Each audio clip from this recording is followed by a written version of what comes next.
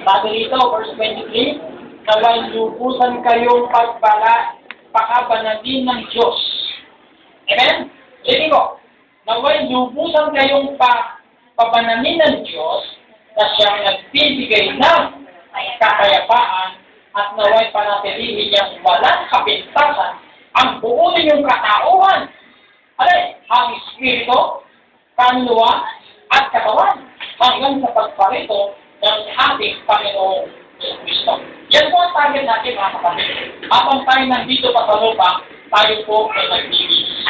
Amen? Paano tayo nililinis? At tayo mabuti, isipan natin nililinis pag pinuno mo ng salita ng Diyos.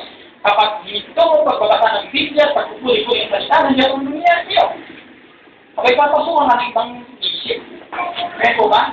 Kaya po, kailang malinis ang ating espiritu, ang ating kaluluwa, pati ng ating katawan. Hanggang po, balik natin pagpulin tayo. Amen? Yun po yung mga ligtas. Sabi mo, ito ba ligtas? Ang sabi mo. Amen? Siya ba, sabi ko, kaya po ang mga ligtas, meron kong natawag na naligtas na. Meron pang naligtas. Kapatid, kung sino yung pinapanalangin mo sa mahal mo sa buhay, pwede maligtas. Anong paraan sa kapatid? Napagsabihan at napagbigyan ng malituntunin ng misyon ang kanyang mga alagad. Mali sa ating Panginoon Kristo, ano sabi ng ating Panginoon? Ito ang misyon nyo. Samahan nyo ko. Matthew chapter 28. Pangatlo na po tayo. Ano kayo aking tinatanakay? Seek first the Savior. Seek the Savior. Pastin. Hanapin may mga naligtas na. And then, pangatlo, how to be saved. Amen? Paano lang tayo magiging ligtas? Yan. Samahan niyo ko, Matthew chapter 28. Nakita niyo na po ba? Yan. Unang akla ko, Matthew chapter 20, verse 18. Ito na. Lumapit si Jesus at sinabi sa kanila, ibinigay na sa atin ang lahat ng kapangyarihan sa langit at sa lupa. Kaya sumayo kayo at gawin niyo kamagay ko ang lahat ng bansa. Bautismuhan niyo sila sa ngalan ng anak, ama, at anak, at ang Espiritu Santo. Turuang sumunod sa lahat ng pinaputis ko sa inyo. Tayo, ako'y laging kasama niyo hanggang sa katapusan ng sanlibutan. Anong misyon ng mga alagad? Go! Number 1, go and make disciples. What means of disciples? Ano yung sabihin ng disciples? No? Sila yung nag-aaral ng salita ng Diyos. Kaya po ba? Kaya po sabi ng ating Panginoon, Matthew chapter 11, verse 29. Samahan niya ninyo ako. Matthew 11:29. Sabi po dito.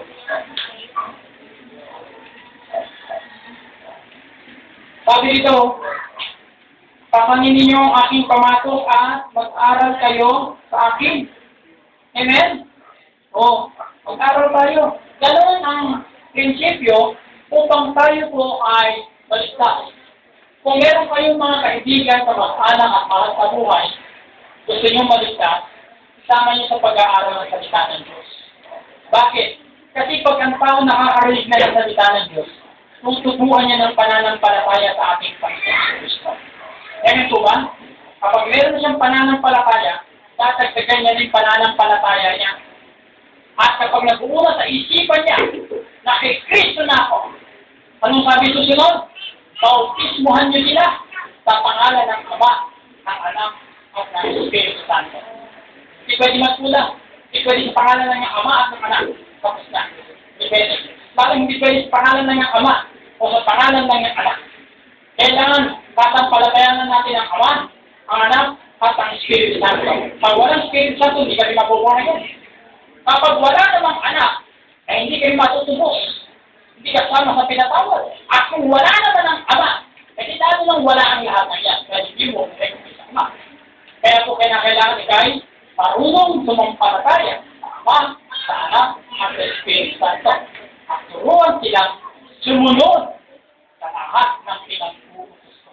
Ganito ba? Patak na yan. Ganito ba ang misyon? Doon pa na sa pag-aaral, papakilala na ang pangalan ng ating Panginoon. Go, next time. Baptize them in the name of the Father, the Son, and the Holy Ghost, and teach them to obey all my commandments. Amen po ba? Kaya kung meron kayong kilala, mga kapatid nyo, mahal lang nyo, sama nyo sa pag-aaral. No? Sino ba yung mga estudyante, nag-aaral pa tuloy? Ayan. Baka magulat kayo mga kapatid, ano? Ipapasin, kung gusto ko na ipasin yung mga kapatiran natin, na mga tunay na miyembro ng bahagi ng katawan ni Kristo. No? Sino itong mga to? Yung mga nag-aaral. Sino ba? Yung mga puspos ng Espiritu Santo. Yung mga tunay na born again. Baka mamaya makita nyo, ba't na ako?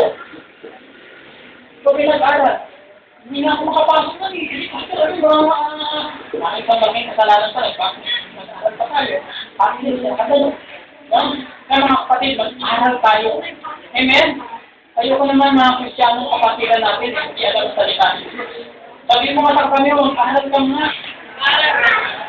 Amen? Oo. Pati ang kamay ng mga nag-aaral. Pati ang kamay ng mga nag-aaral. O, tingnan mo ha. Mga dati ng estudyante yan.